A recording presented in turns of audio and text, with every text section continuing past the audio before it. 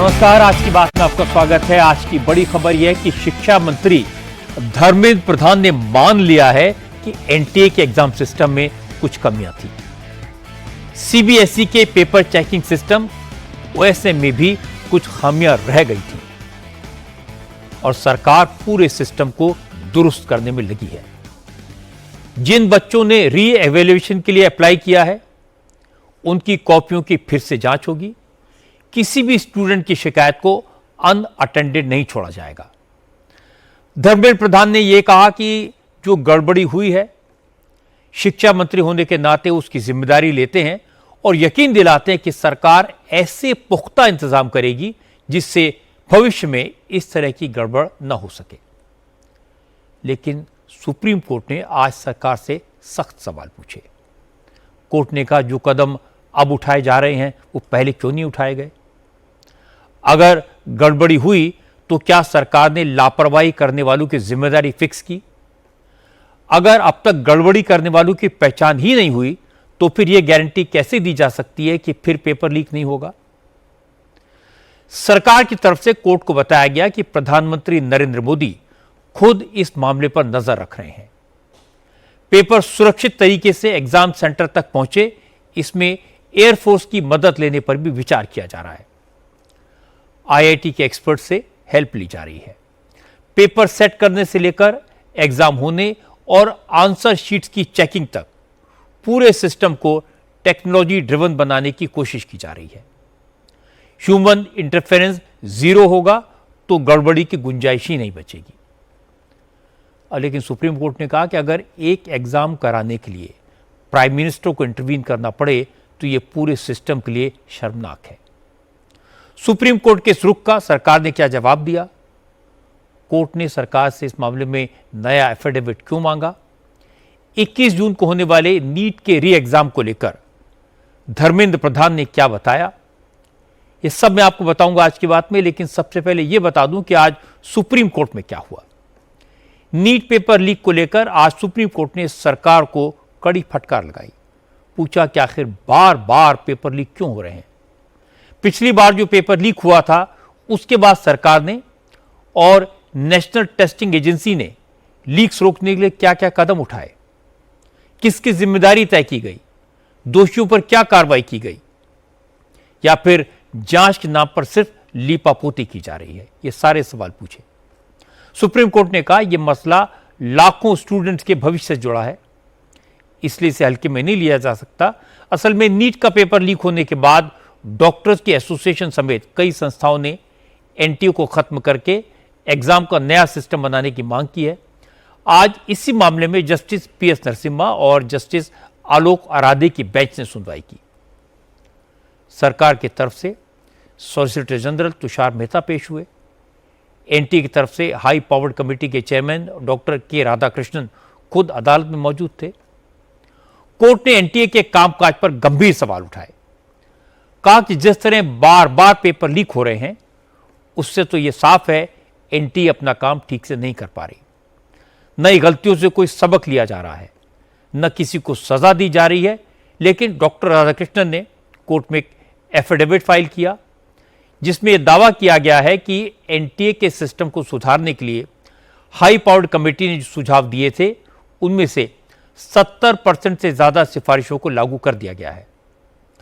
अब exam centre सिर्फ सरकारी केंद्रों में बनाए जाते हैं, पेपर के ट्रांसपोर्टेशन की निगरानी बढ़ा दी गई है और एग्जाम कंडक्ट कराने में स्टेट गवर्नमेंट्स का रोल बढ़ा दिया गया है। इस पर जजेस ने पूछा, जब सारे लूपहोल्स बंद हो गए तो पेपर लीक कैसे हुआ? तो डॉक्टर राधाकृष्णन ने माना कि सिस्टम में अभी भी सुधार की गुंजाइश है। जो कमियां सामने आई हैं उन्हें भी जल्दी से जल्दी दूर करने की कोशिश हो रही है। शिक्षा मंत्रालय की तरफ से तुषार मेहता ने कहा इस मामले की जांच सीबीआई को सौंपी गई है। जांच के बाद दोषियों के खिलाफ सख्त एक्शन होगा। सॉलिसिटर जनरल ने कोर्ट को यह भी बताया कि सरकार इस मामले में गंभीर है। खुद प्रधानमंत्री नरेंद्र मोदी इस पर नजर रख रहे हैं। वो खुद एनटीए के सिस्टम में सुधार की निगरानी कर रहे हैं। आने वाले दिनों में इसके नतीजे देखने को मिलेंगे और अगले साल से नीट कंप्यूटर बेस्ड टेस्टिंग से होगा। हालांकि जस्टिस नरसिम्हा और जस्टिस आराधे की बेंच एनटीए और शिक्षा मंत्रालय के जवाब से संतुष्ट नहीं हुई। अदालत ने कहा इस तरह के मामलों में प्रधानमंत्री को दखल देना पड़े ये दुर्भाग्यपूर्ण है। जस्टिस नरसिम्हा ने कहा जब तक पेपर लीक के लिए कोई दोषी तय नहीं होगा, जब तक उसको सजा नहीं मिलेगी, तब तक सुधार की संभावना नहीं है। अदालत ने शिक्षा मंत्रालय और एनटीए को आदेश दिया कि वो ये बताएं कि फूल प्रूफ सिस्टम कैसे बनाएंगे ताकि भविष्य में सभी एग्जाम बिना विवाद के हों। इस मुद्दे पर हमारे पॉलिटिकल एडिटर देवेंद्र पाराशर ने धर्मेंद्र प्रधान से बात की। धर्मेंद्र प्रधान ने कहा कि एनटीए के सिस्टम को फूल प्रूफ बनाया जाना था, लेकिन पेपर बनाने वाले ही पेपर लीक कर देंगे, ये किसी ने सपने में भी नहीं सोचा था, इसलिए गड़बड़ हो गई। लेकिन अब ऐसा नहीं होने दिया जाएगा। जो हुआ पिछले बार नीट में वो नहीं होना चाहिए था, वो गलत हुआ। राधाकृष्ण कमेटी की सुझाव की लगभग जो शॉर्ट टर्म रिकमेंडेशन था 70% इंप्लीमेंटेशन हुई थी। उसमें ये एनविजन नहीं करवाया गया था कि क्वेश्चन जो इनसाइड एनटीए कुछ गड़बड़ी हो सकता है। एनटीए की भी कुछ सुधार की उन्होंने बात किया था, शॉर्ट टर्म लॉन्ग टर्म शायद वो हम कर पाते तो ये दिक्कत भी शायद ना आता, लेकिन घटना हुई है, उसकी हम उसको स्वीकार करते, उसकी जिम्मेवारी भी लेते हैं। इसलिए इस बार ये पुनः ना हो, उसके लिए पूरा उसकी संपूर्ण प्लानिंग किया गया है। क्वेश्चन पेपर बनाने से लेके प्रिंटिंग से लेके फिर आगे वो राज्यों के जाना, राज्य के अंदर जिस शहर में बैंक में रहेगा वहां तक जाना, और एग्जामिनेशन के दिन एग्जामिनेशन सेंटर की तक जाना। उसकी सिक्योरिटी कमांड सिस्टम, उसकी कमांड ऑर्डर, उसके लिए सुपरवाइजर, उसके लिए अथॉरिटी, उसके लिए अकाउंटेबिलिटी, ये सारे की एक एसओपी हम लोग नया बना रहे हैं। इसको सभी को भारत सरकार के अनेक विभाग तथा जिस राज्य में परीक्षा होगा, जिस केंद्र में परीक्षा होगा, वहां तक की अधिकारियों को इसमें से कुछ ना कुछ दायित्व के साथ जोड़ना। पिछले दिनों में भी, जैसे एक उदाहरण मैं आपको बताता हूँ, 24 के पहले सारा सेंटर सरकारी नहीं होते थे। राधाकृष्ण कमेटी ने रिकमेंडेशन किया कि सेंटर सरकारी हो। 2026 की नीट में कोशिश किया कि 92%, 95% ये सरकारी भवन में हो। इस बार हमने निर्णय किया सारे के सारा सरकारी भवन में हो, 100% सरकारी भवन में हो, इसके हमने इस बार निर्णय किया है। इसके लिए राज्य सरकारों की मदद लेना, जिला प्रशासन की मदद लेना, नीचे सरकारी स्कूल कॉलेज की प्राध्यापक प्राध्यापिकाओं की उत्तरदायित्व से जोड़ के इन्वॉल्वमेंट करना, ये एक नई रचना हम लोगों ने शुरू किया है। मेरे को लगता है कि होल ऑफ गवर्नमेंट अप्रोच में सभी लोग लग के इसकी एक बच्चों को आश्वस्त हम करना चाहेंगे। एक ठीक ठाक परीक्षा हम लोग करा लेंगे, सफल परीक्षा, निरूहुल परीक्षा हम 21 जून को करा पाएंगे। असल में 2015 से लेकर अब तक मेडिकल एंट्रेंस एग्जाम का पेपर 5 बार लीक हो चुका है। एनटीए बनने के बाद 3 बार नीट का पेपर लीक हो गया। इसलिए जाहिर है एनटीए की कैपेबिलिटी पर सवाल तो उठेंगे।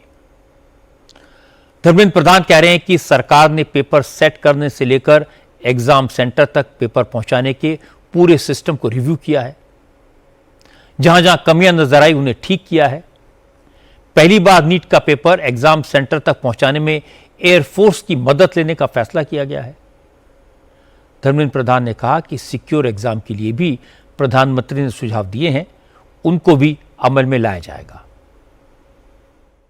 जो इसकी जो क्वेश्चन की मूवमेंट होती है डिफरेंट स्टेज पे, इसकी दायित्व पहले से भी पोस्टल डिपार्टमेंट के पास था। पोस्टल डिपार्टमेंट इसलिए सिंधिया जी की नेतृत्व, सिंधिया जी के अधिकारियों का इन्वॉल्वमेंट उसमें था। इस बार एक सुझाव स्वयं माननीय प्रधानमंत्री जी ने दिया था कि इसको निरूहुल परीक्षा करने के लिए, सिक्योरिटी चेन को इंटैक्ट रखने के लिए, और जिस आपने कहा समय कम है, समय कम है, उसको पहले से ना भेजे, उसको उस समय में सिक्योरिटी पॉइंट के लिए हमें इस बार एयरफोर्स को यूज करना। इसीलिए कल हम रक्षा मंत्री जी को मिले थे, सिंधिया जी और हम दोनों मिले थे, और उनको अनुरोध किया कि इसकी फेरी वाला काम, ट्रांसपोर्टेशन वाला काम एयरफोर्स कर सकता है क्या। उन्होंने स्वीकृति दिया है, उन्होंने अपने अधिकारियों को, उप मुख्य वायुसेना के थे, उनको भी बुलाया गया था। उन्होंने कहा कि हमने पूरा उसकी रचना बनाएंगे। एजुकेशन डिपार्टमेंट, पोस्टल डिपार्टमेंट और एयरफोर्स, ये तीनों मिलके ये परीक्षा प्रश्न पत्र ठीक से जाए, इसकी दायित्व हम लिए। ये तो इस बार एयरफोर्स का इस्तेमाल रहेगा क्वेश्चन पेपर, ये योजना बन, देखते क्या फिजिबिलिटी होता है, लेकिन इस बार क्वेश्चन को भेजने के लिए एयरफोर्स की मदद लिया जाएगा। प्राइम मिनिस्टर लगातार मॉनिटरिंग कर रहे हैं इस पूरे प्रोसेस को। माननीय प्रधानमंत्री जी सारे विषय पे प्रत्यक्ष उनको जानकारी रहती है, उनको पूछताछ वो करते हैं, वो इन्वॉल्व है, वो उनकी दृष्टि में सारी चीज़ है। आज एनटीए ने एक और फैसला लिया। जिन स्टूडेंट्स ने 3 मई को नीट का पेपर दिया था, अब तक फीस वापस करने के लिए अपने अकाउंट की डिटेल नहीं दे पाए हैं, अब वो 22 जून तक अपने बैंक अकाउंट की डिटेल दे सकते हैं। सारे स्टूडेंट्स की फीस वापस होगी और 21 जून को होने वाले री एग्जाम के लिए उन्हें कोई फीस भी नहीं देनी होगी। स्टूडेंट्स को रिफंड के लिए अपने बैंक अकाउंट की डिटेल्स 26 मई तक देनी थी, लेकिन अब तक 22 लाख में से सिर्फ 13 लाख छात्रों ने ही बैंक अकाउंट की डिटेल दी थी। इसलिए एनटीए ने आज डेट 22 जून तक बढ़ाने का फैसला किया।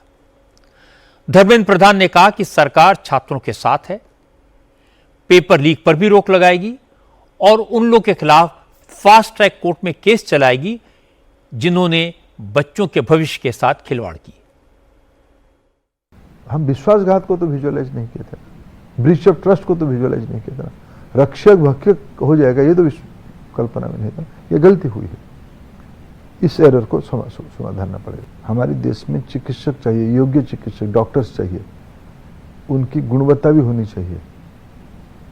ये पूरा परीक्षा प्रणाली के साथ उनके अनेक उसके साथ प्रशासनिक विषय भी जुड़ी है। इस सारे विषय को सरकार ध्यान दे रही है, उसको आने वाले दिनों में उसको कैसे और इम्प्रूव किया जाएगा उसकी चिंता करनी पड़ेगी। लेकिन मैं आपके माध्यम से एक निवेदन करना चाहूँगा समाज को, जो एक फोर्स रहती है जिनकी एक फाइनेंशियल पावर की दंभ पे ये परीक्षा माफियाओं को सहारा करके जो व्यवस्था को तोड़ने की एक सामाजिक व्याधि बन चुकी है, उसके खिलाफ एक जन जागृति की आवश्यकता है। सामाजिक व्याधि ये हो चुकी है, सोशल एविल हो चुका है ये, कि मेरे बच्चे की गुणवत्ता हो ना हो, मैं उसको जेने तेने प्रकार ने डॉक्टर पढ़ाऊंगा। ये जो उस व्यक्ति की, उस तथाकथित अभिभावक की एक ग्रीड है, ये व्यवस्था को तोड़ देता है। उसके पीछे परीक्षा माफिया रहते। सरकार इस बार परीक्षा माफियाओं को समाप्त करेगी। इसमें डॉक्टर्स, कोचिंग वाले, ये सब इन्वॉल्व पाए जा रहे हैं। अभी तक मैं उसको आज देखो, सीबीआई सारा विषय को जांच करे, एक प्रकार से निगरानी के अंदर है। मैं आश्वस्त करता हूं सीबीआई के रिपोर्ट आ जाए पूरा। इस बार चार्जशीट भी ठीक से होगा।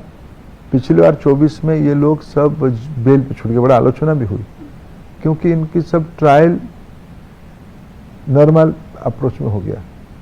हमने अभी अनुरोध किया है व्यवस्था को कि इनकी सुनवाई फास्ट ट्रैक हो, डे टू डे हो। ये सब गुनहगारों, उन पापियों को एग्जाम्पलरी दंड मिलनी चाहिए, तब समाज में व्यवस्था को तोड़ने की हिम्मत नहीं होगी किसी को। सुप्रीम कोर्ट की बात सही है। अगर एक एग्जाम को लीक होने से बचाने के लिए प्रधानमंत्री को इंटरवीन करना पड़े तो ये सबके लिए शर्म की बात है। अगर पेपर माफिया इतना स्ट्रांग है कि पेपर एग्जाम सेंटर तक सुरक्षित पहुंचाने के लिए एयरफोर्स की मदद लेनी पड़े तो ये बहुत ही चिंता की बात है। शिक्षा मंत्री की यह बात सही है। अगर पेपर सेट करने वाले ही पेपर लीक करने लगें, अगर ट्रांसलेशन करने वाले लालच में अंधे हो जाएं, तो क्या किया जा सकता है। लेकिन क्या करना है, कैसे करना है, इसकी जिम्मेदारी शिक्षा मंत्री की है। बेईमानी और लूट करने वालों के पाप का खामियाजा एग्जाम देने वाले 22 लाख स्टूडेंट्स क्यों भरें। एक एक स्टूडेंट के साथ पूरा का पूरा परिवार इन्वॉल्व होता है। करोड़ों लोगों का जो टाइम बर्बाद हुआ, हैरेसमेंट हुआ, उसको सिस्टम कैसे कॉम्पनसेट करेगा। एनटीए के साथ साथ सीबीएसई के ऑन स्क्रीन मार्किंग सिस्टम पर भी सवाल उठे हैं।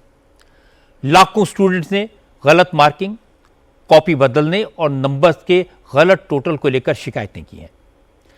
4 लाख स्टूडेंट्स ने अपनी आंसर शीट की कॉपी के लिए अप्लाई किया है। आंसर शीट की कॉपी के लिए अप्लाई करने की लास्ट डेट 24 मई थी, लेकिन सीबीएसई की वेबसाइट हैंग कर गई। फीस का पेमेंट नहीं हो पाया।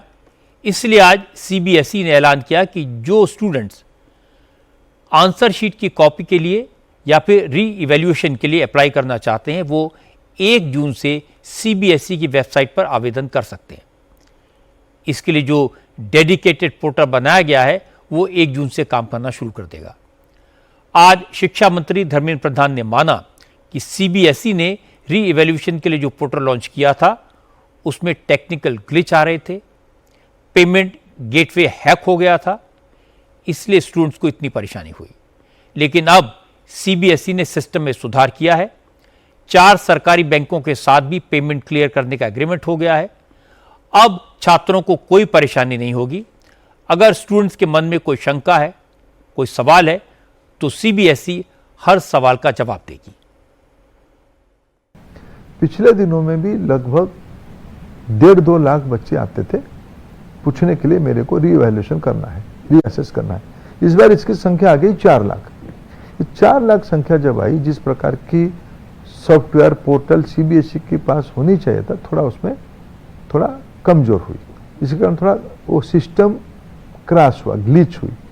उसके साथ जो पेमेंट बैंक जुड़ा था उसमें भी थोड़ा ग्लिच हुई।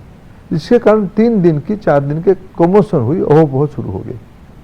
ये अभी वो सेटरेट हो गया। लगभग अभी 4 लाख से ज़्यादा विद्यार्थी 11 लाख से ज़्यादा आंसर शीट ले चुके हैं।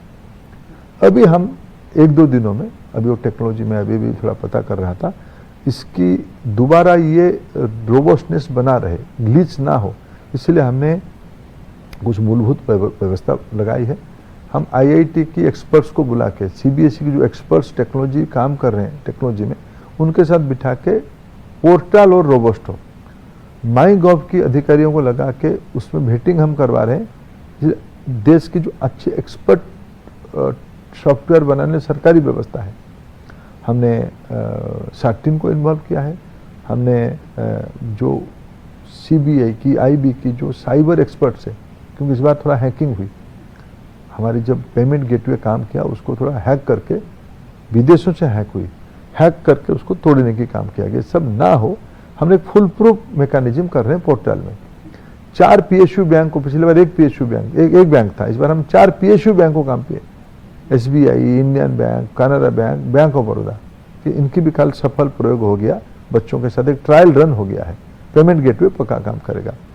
अभी ये दोनों आईआईटी मिलके, उनकी अथॉरिटी मिलके, एक्सपर्ट्स मिलके इसकी कैपेसिटी और सिक्योरिटी दोनों की टेस्ट कर रहे हैं। ये फाइनल टेस्ट काल तक हो जाएगा। ये हो जाने के बाद उसको हम फिर एक बार रिवैल्यूएशन के, जो 11 लाख पेपर गया है 4 लाख बच्चों के द्वारा, उसकी रिवैल्यूएशन के लिए हम लोगों ने कल पोर्टल या परसों पोर्टल खोल देंगे। फिर मेरे ख्याल से वो पोर्टल में एक बार जिस बच्चे को, जैसे आपने देखा होगा कई बच्चों ने क्लेम किया कि मेरे नंबर, मेरे खाता ये नहीं है, मेरे नंबर ये नहीं है, दोनों को मैन्युअली आउटरीच करके उसको समाधान दिया गया। अभी इस प्रकार की जो प्रश्न आएगा, बच्चे सब ऑनलाइन बताएंगे, सारे का उत्तर दिया जाएगा। मैंने आश्वस्त किया था, कोई भी बच्चे का ऑनलाइन हो या जो अप्लाई किया है, जो खाता लिया है, एक 11 लाख कॉपी जो लिया है, उनमें से किसी की मान लो फिर टेक्निकल ग्लिच में फंस गया, इस बार नहीं होगी, हो गया तो भी उसको हम मैन्युअली उसको आउटरीच करके कहेगा, हम आउटरीच करके उसको समाधान देंगे। धर्मेंद्र प्रधान जो कह रहे हैं, जितनी आसानी से सभी छात्रों के सवालों के जवाब देने का दावा कर रहे हैं, वो काम इतना आसान नहीं है। 22 मई को सीबीएसई ने री इवैल्यूएशन के लिए पोर्टल खोला था। अप्लाई करने के लिए 25 मई लास्ट डेट थी, लेकिन टेक्निकल ग्लिच की शिकायतें मिलने के बाद डेट 1 दिन के लिए और बढ़ाई गई, लेकिन पोर्टल ने काम नहीं किया।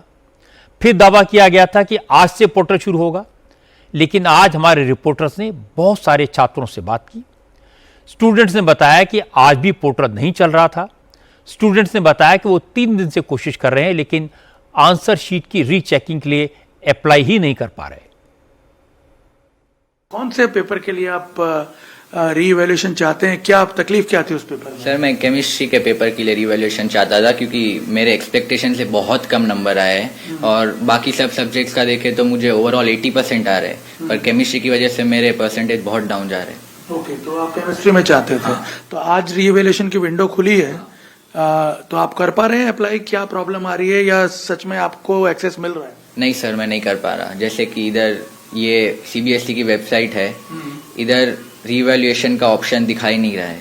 अच्छा, जहाँ आपको करना है। हाँ, सीबीएसई के हिसाब से इधर रीवैल्यूएशन का ऑप्शन होना चाहिए, पर इधर ऑप्शन है ही नहीं। कब से ट्राई कर रहे हैं? मैं तो सर 3 दिन से ट्राई कर रहा हूँ, क्योंकि मुझे लगा था 26 तारीख से ही रिवैल्यूएशन की प्रोसेस स्टार्ट हो रही है। हाँ, सर्कुलर में वही दिया हुआ था।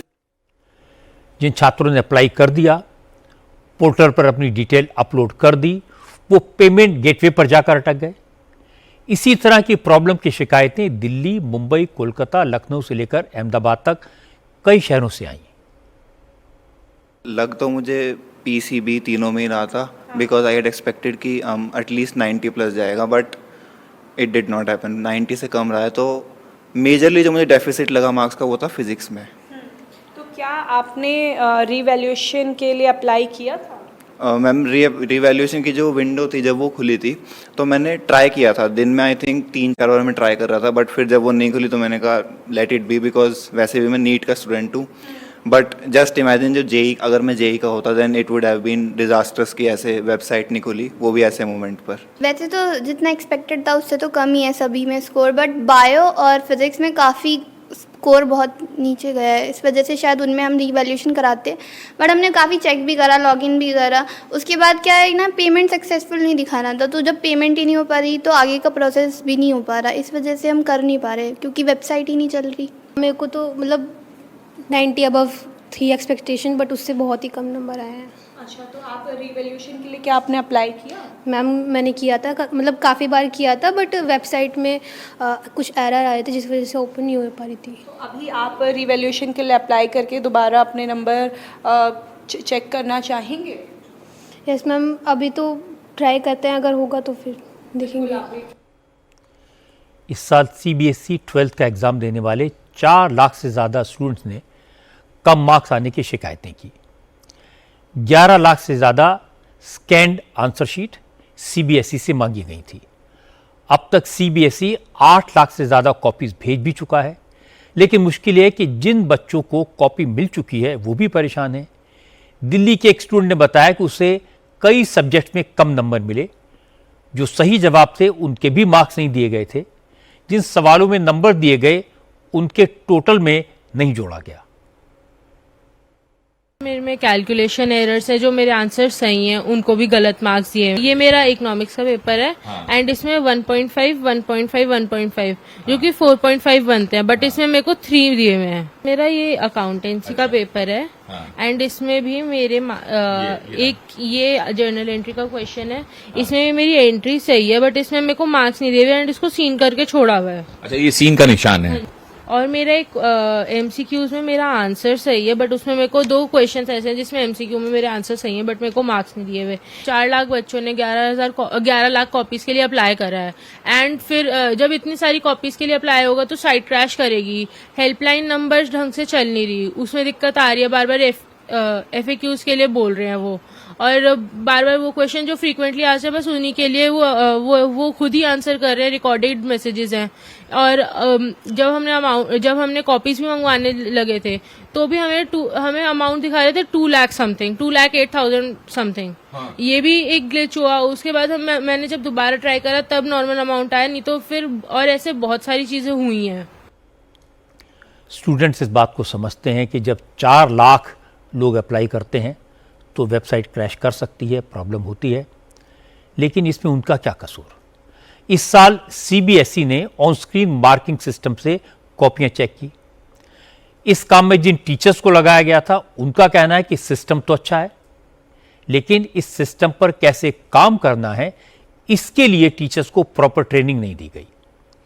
सीबीएसई ने बिना तैयारी के जल्दबाजी में ओएसएम सिस्टम को लागू कर दिया, इसलिए ज्यादा गड़बड़ हुई। सिस्टम तो बहुत ही बढ़िया है ये ओएसएम। यदि ईमानदारी से सबको प्रॉपर ट्रेनिंग देकर करवाया जाए तो ये सिस्टम बहुत ही बढ़िया है।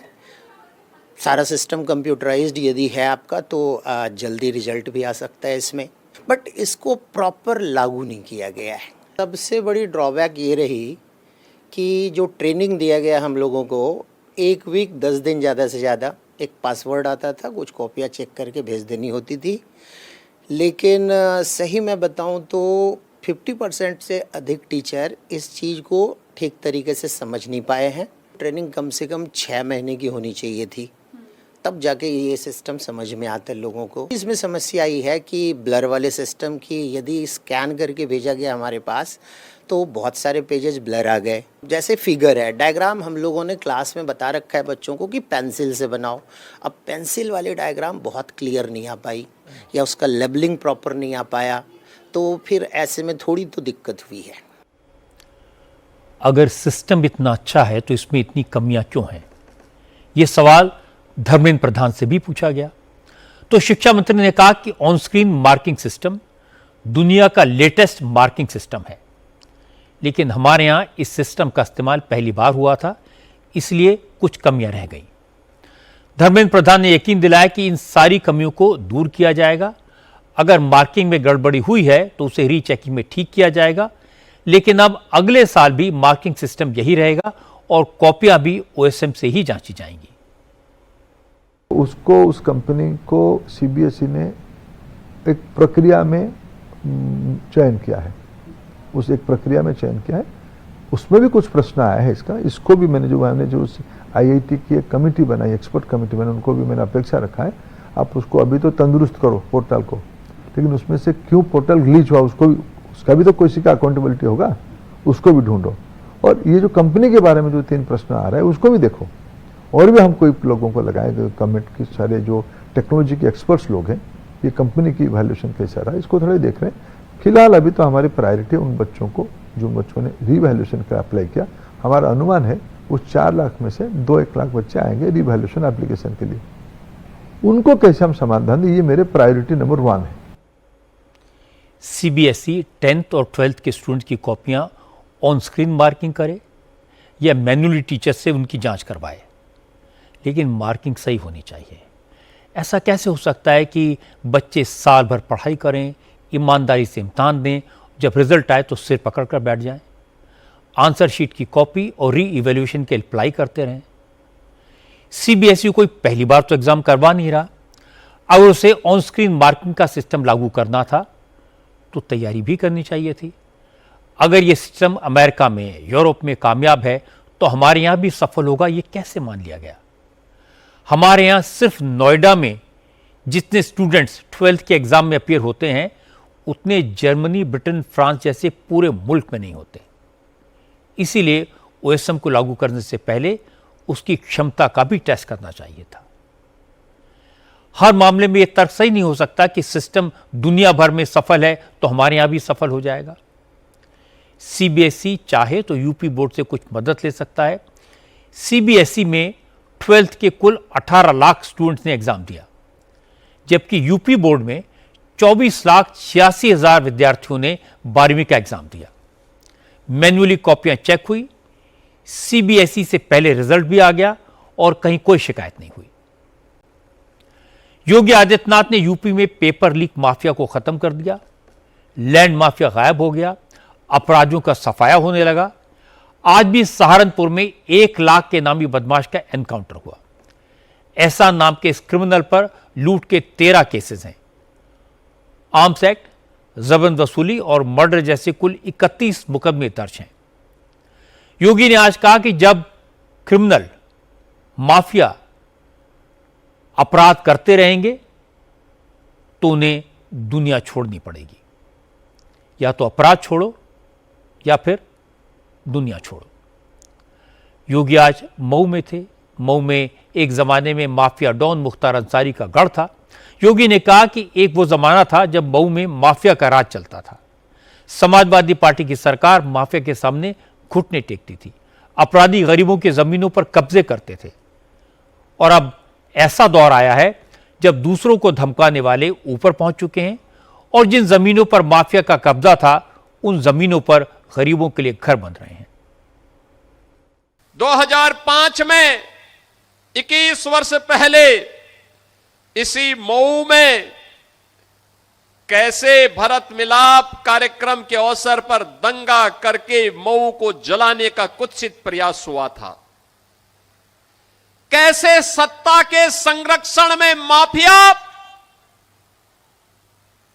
एक उत्सव भरे आस्था के केंद्र रामलीला के आयोजन में व्यवधान पैदा करके निर्दोष हिंदुओं का कत्लेआम कर रहे थे। सरकार मौन थी क्योंकि सरकार ने उन माफियाओं के सामने घुटना टेका हुआ था। सरकार उन माफिया के सामने नतमस्तक थी और यहां की सुरक्षा खतरे में थी। अराजकता का तांडव था। अब कोई किसी गरीब की जमीन पर कब्जा नहीं कर सकता है, अब नहीं कर सकता है। अगर करेगा तो उसे पता है कि कब्जा करेगा। पहले माफिया और गुंडे, पार्टी विशेष के गुंडे जबरन कब्जा करते थे गरीब की जमीन पर, व्यापारियों की प्रतिष्ठान पर। अब नहीं कर सकते।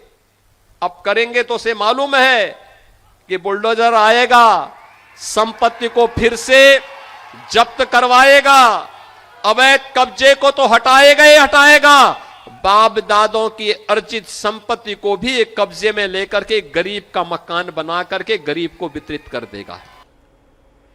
इसके बाद योगी ने कहा वक्त बदल गया है, न अपराधियों को संरक्षण मिलता है, न सरकार किसी का तुष्टीकरण करती है। इसका असर दिखाई दे रहा है। योगी ने कहा कि पहले हिंदू निशाने पर रहते थे, हिंदुओं के त्योहारों पर दंगे होते थे, अपराधी हिंदुओं के पर्व के मौके पर खुली जीप में पिस्तौल लेकर घूमते थे, लेकिन अब ऐसा करने की हिम्मत किसी में नहीं है। अब जो भी धर्म के काम में व्यवधान पैदा करेगा, अगले ही दिन उसका फुल एंड फाइनल सेटलमेंट हो जाएगा। समाजवादी पार्टी तो माफिया और गुंडों के सामने नतमस्तक थी, नाक रगड़ती थी माफिया के सामने। माफिया को देख करके पसीने छोड़ते थे इनको। इनके मुंह से कोई बोली नहीं निकलती थी।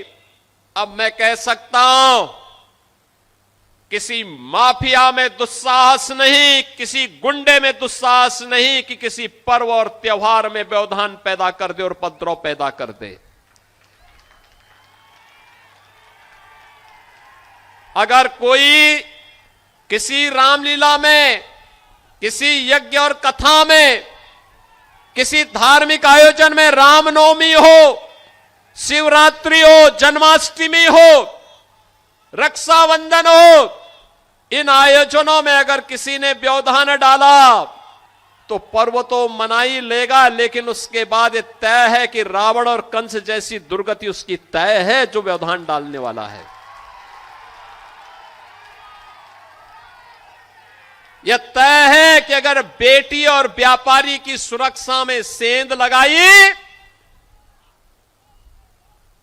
तो सेंध लगाने वाले का इंतजार तो फिर यमराज ही करेगा, बाकी किसी को नहीं करना चाहिए।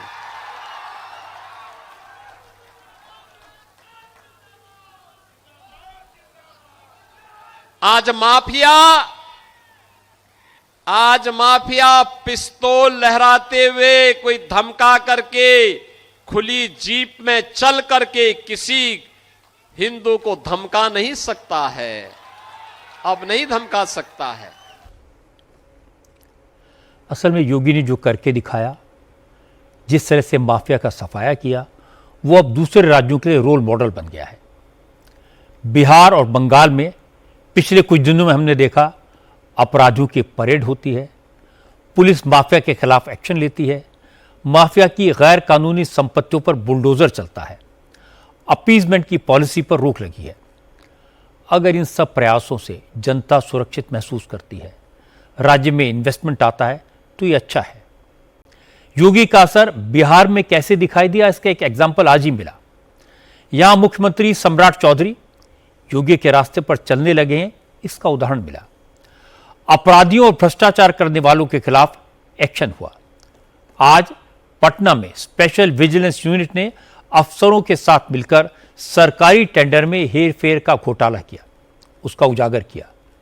टेंडर में घोटालों के जरिए करोड़ों की काली कमाई करने वाले शख्स को गिरफ्तार किया गया। अब तक जो जांच हुई है उसके मुताबिक ऋषु रंजन सिन्हा अफसरों के साथ मिली भगत करके सरकारी टेंडर मैनेज करता था। जिसको टेंडर दिलाता था उससे 9% कमीशन लेता था, जिसमें से 5% हिस्सा अफसरों को मिलता था। स्पेशल विजिलेंस यूनिट ने पटना के मीठापुर इलाके में जब ऋषि रंजन के घर रेड डाली, करीब 2 करोड़ रुपए का सोना, ज्वेलरी और भारी मात्रा में कैश बरामद हुआ। ऋषि रंजन सिन्हा के खिलाफ मनी लॉन्ड्रिंग केस में भी ईडी जांच कर रही है। सबसे ज्यादा ठेके जल संसाधन, नगर विकास और भवन निर्माण विभागों से दिलवाए गए, लेकिन अब इन डिपार्टमेंट की भी जांच हो रही है। 39 साल के ऋषि रंजन सिन्हा ने स्क्रैप के ठेकेदार के तौर पर काम शुरू किया, लेकिन धीरे धीरे उसने अफसरों के साथ अच्छे रिलेशन बना लिए। अपने संपर्कों और रिश्तों के जरिए टेंडर पास कराने और ट्रांसफर पोस्टिंग का धंधा करने लगा। अब तक की इंक्वायरी में पता चला कि ऋषि सिन्हा ने 2017 बैच के एक आईएएस ऑफिसर को परिवार समेत विदेश घुमाया, 2014 बैच की एक महिला आईएएस की विदेश यात्रा का खर्च उठाया और कुछ अफसरों के घर के रेनोवेशन का खर्चा उठाया। जांच में सामने आया कि अफसरों से अच्छे कांटेक्ट होने की वजह से उसे सरकारी टेंडर से जुड़ी महत्वपूर्ण जानकारियां एडवांस में मिल जाती थी। वो अधिकारियों के साथ मिलकर टेंडर की शर्तों में फेरबदल करा लेता था, जिससे मनचाहे ठेकेदार को टेंडर मिल जाए। पता यह भी लगा कि कुछ अफसरों ने फ्रांस, यूएई और स्विट्जरलैंड जैसे देशों में प्रॉपर्टी खरीदी है। इन सारी प्रॉपर्टीज को ऋषि सिन्हा मैनेज करता था। रेड के दौरान ऋषि के घर से जो दस्तावेज मिले हैं, उनसे पता चला कि उसने पिछले कुछ साल में 58 करोड़ रुपए से ज्यादा की 61 प्रॉपर्टीज खरीदी। करप्शन के जरिए काली कमाई करने वालों को आज बिहार के मुख्यमंत्री सम्राट चौधरी ने भी 2 टूक शब्दों में चेतावनी दी। सम्राट चौधरी ने कहा कि अगर सही तरीके से पैसे कमाने हैं तो बिहार में बहुत अफसर हैं, सरकार भी मदद करेगी, लेकिन अगर भ्रष्टाचार से, शॉर्टकट से पैसे कमाने की कोशिश की तो सीधे बेऊर जेल पहुंचा दिया जाएगा। जो शॉर्टकट अपनाता है उसको बेऊर जेल ही जाना पड़ता है। और रोज आप लोग देखते होंगे, जो अचानक अमीर बनना चाहता है, रोज अल्टरनेट डे आपको पेपर में मिलता होगा, उसके घर पर छापा पड़ रहा है। और आगे भी मैं आश्वस्त करता हूं बिहार की जनता को, जो भी भ्रष्टाचार करेगा उसके लिए बेऊर जेल का ही गेट खुला रहेगा। क्योंकि हमारे लिए ना भ्रष्टाचार, ना अपराधियों का संरक्षण, और अपराधी को तो आपने देखा है कि सुशासन स्थापित करने के लिए बिहार की पुलिस ने एक अभियान चलाया। और हमारे लिए कोई जाति धर्म नहीं है, कई लोग इसकी चर्चा करते हैं, उनको करने दीजिए। जाति से बाहर आना होगा, जमात के लोगों को आगे बढ़ाना पड़ेगा और बिहार की चिंता करनी होगी। अपराधी किसी भी जात का हो, वो अपराध करेगा तो उसको 48 घंटे में बिहार की पुलिस उसको जवाब देने का काम करेगी। साथ बिहार में टेंडर माफिया नया नहीं है। प्रॉब्लम यह है कि ऊपर से लेकर नीचे तक सब मिले रहते हैं, इसलिए कोई एक्शन नहीं होता। अगर अब सम्राट चौधरी ने भ्रष्टाचार के खिलाफ अभियान चलाया है, हिम्मत दिखाई है, तो इसमें तेरा मेरा नहीं होना चाहिए। एक्शन सबके खिलाफ होना चाहिए, चाहे कोई अफसर हो, चाहे कोई नेता हो, किसी दल का हो, किसी धर्म का हो, किसी जात का हो, सबके खिलाफ एक्शन होना चाहिए। आज महाराष्ट्र से बुरी खबर आई है। पुणे और पिंपरी चिंचवाड़ में जहरीली शराब पीने से 14 लोगों की दुखद मौत हो गई। 10 से ज्यादा की हालत गंभीर है, 13 लोग वेंटिलेटर पर हैं। इसलिए जहरीली शराब से मरने वालों की फिगर्स बढ़ सकती है। पुलिस ने जहरीली शराब बनाने के मुख्य आरोपी योगेश वानखेड़े, डिस्ट्रीब्यूटर करनैल विरखा, गुरमंगस सिंह और जहरीली शराब बेचने वालों समेत कुल 8 आरोपियों को अरेस्ट किया है। लेकिन इस मामले में पुलिस और प्रशासन की लापरवाही भी सामने आई है। पता यह लगा कि जहरीली शराब पीने से पहली मौत कल पिंपरी चिंचवाड़ में हुई थी। लोग इसकी शिकायत लेकर दापोडी थाने गए, लेकिन पुलिस ने हार्ट अटैक की मौत बताकर लोगों को लौटा दिया। एफआईआर तक दर्ज नहीं की। इसके बाद कुछ लोगों की तबीयत खराब हुई। एक ही इलाके में 5 लोगों की मौत हो गई। पुणे से भी जहरीली शराब के पीने से लोगों की मौत की खबर आने लगी। तब जाकर पुलिस जागी और हरकत में आई। लेकिन जैसे ही जहरीली शराब से लोगों की मौत की खबर फैली तो राजनीतिक दलों के कार्यकर्ता एक्टिव हो गए। शरद पवार की पार्टी के समर्थकों ने उन दुकानों में तोड़फोड़ शुरू कर दी जहां जहरीली शराब बेची गई। इन लोगों का कहना है कि शहर के ज्यादातर लोगों को पता है कि जहरीली शराब कहां मिलती है, कहां बिकती है, कौन बेचता है, लेकिन इसके बाद भी पुलिस और प्रशासन कोई एक्शन नहीं लेते, इसलिए यह हादसा हुआ।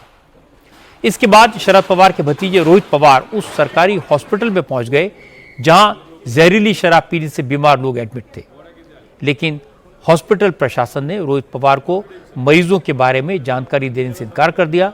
इससे रोहित भड़क गए। उन्होंने कहा कि प्रशासन मरने वालों की संख्या कम करते बता रहा है, अपराधियों को बचाने की कोशिश की जा रही है। ये जो शराब थी, खराब क्वालिटी की शराब थी, वो ओपनली पुलिस के सपोर्ट से वहां पे बेची जा रही थी। अभी उसमें से 8 जन की अनफॉर्चुनेटली वहां पे मौत हुई। जब ये चर्चा में विषय आया तब कुछ पुलिस अधिकारी वहां पे बोले कि नहीं हार्ट अटैक से मरे। मतलब दारू पीने के बाद 8 ही लोगों को एक साथ वहां पे हार्ट अटैक आया। मतलब कहीं ना कहीं तो भी ये जो पुलिस डिपार्टमेंट है वो सिर्फ दिखावे के लिए है, वीआईपी सपोर्ट के लिए, ये वीआईपी सिक्योरिटी के लिए वहां पे है। उसी के साथ पूना ये जो शहर है वहां पे दिन में वहां पे हथियार लेके या एक्स लेके वहां पे लोगों को मारा जा रहा है। तो ये पुणे पहले वाला पुणे रहा नहीं।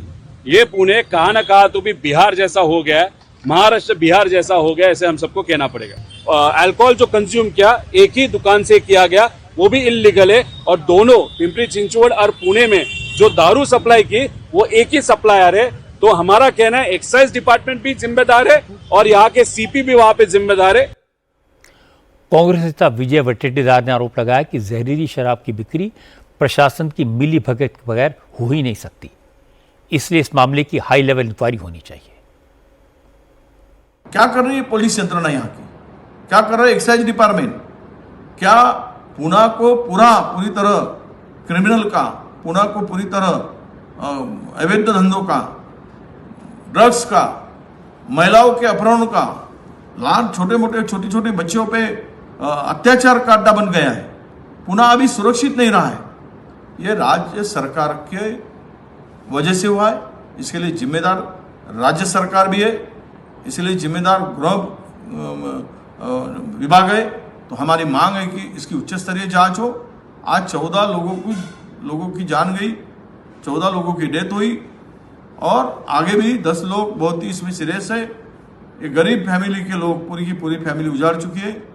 इसके लिए एक्साइज इंस्पेक्टर को लेकर तो कमिश्नर तक सबके ऊपर चौकसी होके इनके ऊपर कार्रवाई की मांग हम करते हैं। बात तब बढ़ती है जब लोगों को लगता है कि मामले को दबाने की कोशिश की जा रही है, कुछ छुपाने की कोशिश की जा रही है। इसीलिए मुख्यमंत्री देवेंद्र फडणवीस ने साफ साफ कहा, उन्होंने इस मामले की जांच सीआईडी को सौंप दी है और प्रशासन को निर्देश दिया है कि नकली शराब के पूरे इकोसिस्टम को जड़ से खत्म किया जाए। बहुत ही दुर्भाग्यपूर्ण घटना है। इसमें तुरंत 8 लोगों को अरेस्ट किया गया है और कुछ लोगों को और अरेस्ट किया जा सकता है। इसके कंप्लीट इकोसिस्टम को हम लोगों ने ढूंढ कर निकाला है। हमारी पुलिस उस पर पूरे प्रकार से प्रयास कर रही है और कहां तक ये इकोसिस्टम फैली है इसको भी हम लोग निकाल कर और एक्साइज डिपार्टमेंट के साथ ज्वाइंटली हमारी पुलिस काम कर रही है। मैं ऐसा मानता हूं कि निश्चित रूप से इसकी जड़ों तक जाकर हम इसको समाप्त करेंगे। अब मैं आपको पुलिस की बात सुनवाता हूं। पुणे के पुलिस कमिश्नर अमितेश कुमार ने कहा, जहरीली शराब बनाने वाले, सप्लाई करने वाले और बेचने वाले गैंग के कुछ मेंबर्स पकड़े जा चुके हैं। अब इस सिंडिकेट में शामिल दूसरे बड़े अपराधियों को खोजा जा रहा है। शराब माफिया के खिलाफ छापेमारी चल रही है, हर दोषी को ढूंढा जा रहा है। अमितेश कुमार ने कहा कि पुलिस किसी भी जिम्मेदार को नहीं बख्शेगी। जब वो हॉस्पिटल में एडमिट हुए थे तो हिस्ट्री ऑफ अल्कोहलिक इंटॉक्सिकेशन इस प्रकार की बातें सामने आई। इनकी पोस्टमार्टम्स हो गई हैं, विसरा प्रिजर्व की गई है और विसराज को हमने RFSL के पास भेजा है। विसरा की रिपोर्ट आने के बाद एग्जैक्ट इस पे क्लैरिटी आएगी लेकिन फिर भी जो एक एडजॉइनिंग पुलिस यूनिट में जो बातें सामने आई थी उसको ध्यान में रखते हुए हमने एक ऑफेंस रजिस्टर करने की प्रक्रिया शुरू की है, जिसमें अटेम्प्ट्स टू जिसमें culpable homicide not amounting to murder, poisoning और प्रोहिबिशन एक्ट, इसके तहत हम एक ऑफेंस रजिस्टर कर रहे हैं और इसमें इन्वेस्टिगेशन की जा रही है। हमारे देश में हर साल जहरीली शराब पीकर 1000 से ज़्यादा लोगों की मौत होती है और मरने वाले ज़्यादातर गरीब लोग होते हैं।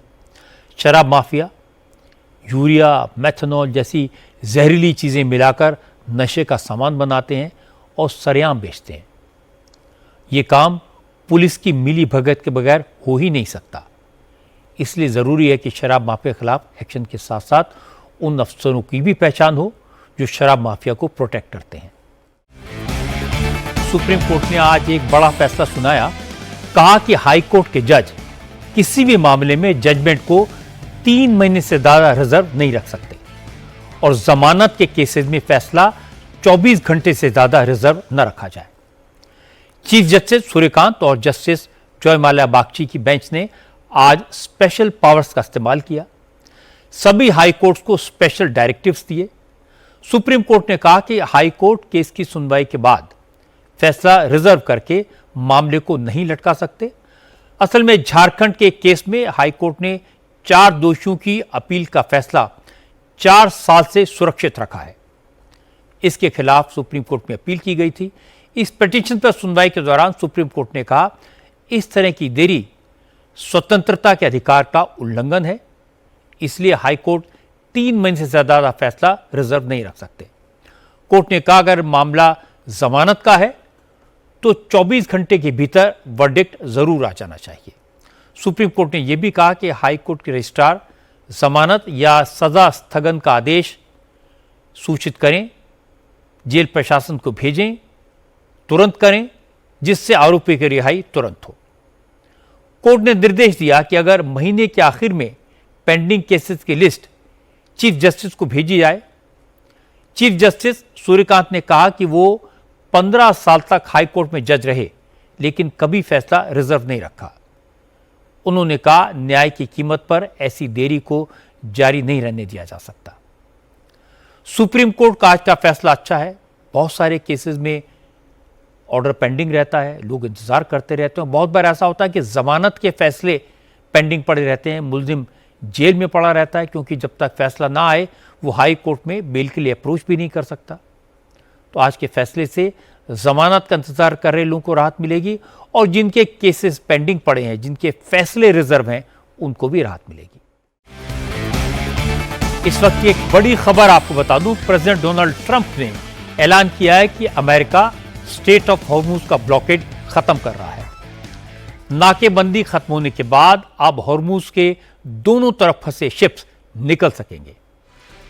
ईरान के साथ डील को लेकर ट्रंप ने अब से थोड़ी देर पहले एक पोस्ट किया जिसमें उन्होंने ईरान के न्यूक्लियर प्रोग्राम को लेकर पुरानी मांगें दोहराई और कहा पहले ईरान इन बातों पर एग्री करे तभी आगे डील होगी। इसके अलावा ट्रंप ने ईरान के ऊपर लगे सैंक्शंस को लेकर भी कहा कि वो अपने एडवाइजर्स के साथ इस पर सलाह मशवरा कर रहे हैं। तब तक ईरान को भी अपनी तरफ से हॉर्मुज की नाकेबंदी खत्म करनी होगी क्योंकि अमेरिका ने अपना ब्लॉकेड खत्म कर दिया है। इस वक्त व्हाइट हाउस के सिचुएशन रूम में प्रेसिडेंट ट्रंप एक बड़ी मीटिंग कर रहे हैं जिसमें ईरान डील को लेकर एक बड़ा फैसला हो सकता है। आज सुप्रीम कोर्ट ने विनेश फोगाट को एशियन गेम्स के सिलेक्शन ट्रायल में शामिल होने की मंजूरी दे दी, लेकिन विनेश के रवैये पर सवाल भी उठाए। जिस तरह हाई कोर्ट ने रेसलिंग फेडरेशन को फटकार लगाई थी, उस पर भी सुप्रीम कोर्ट ने हैरानी जाहिर की। कोर्ट ने कहा विनेश ने डोपिंग टेस्ट मिस किया और अपने बारे में कोई जानकारी नहीं दी।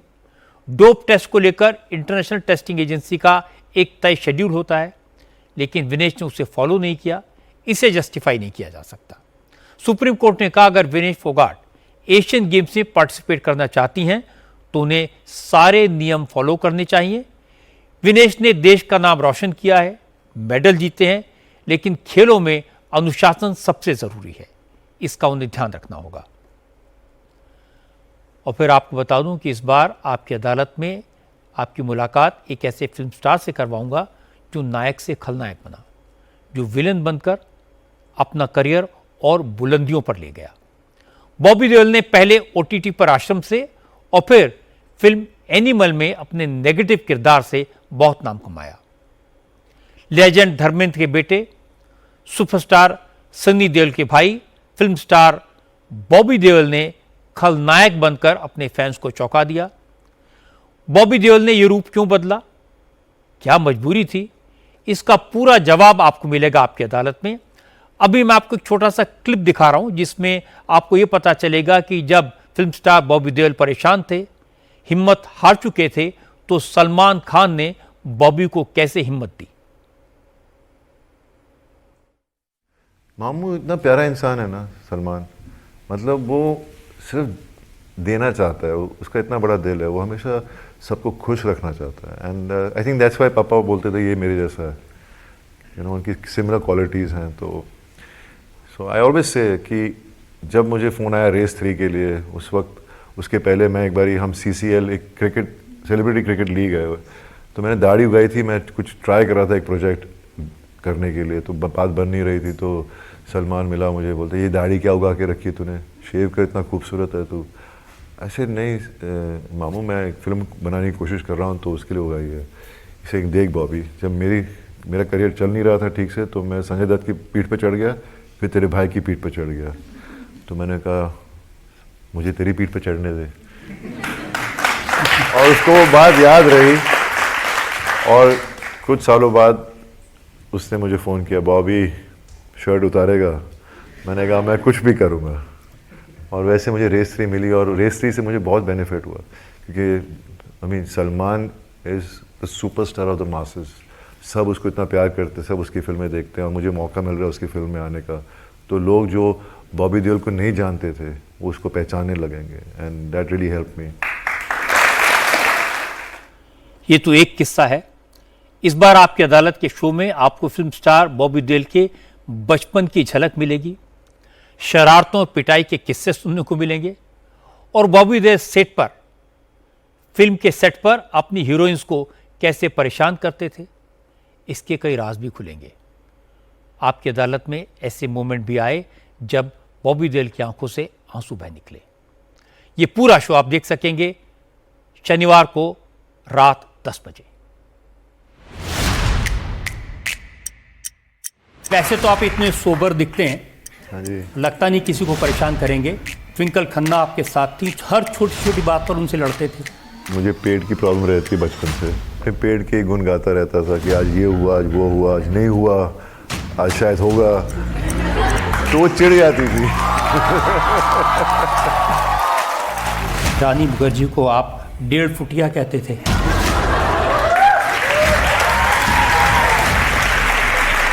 हम एक गाना कर रहे थे और हम एक पानी में राफ्ट के ऊपर थे, वो मान नहीं रही थी, मैं मान नहीं रहा था, तो हम लड़ पड़े।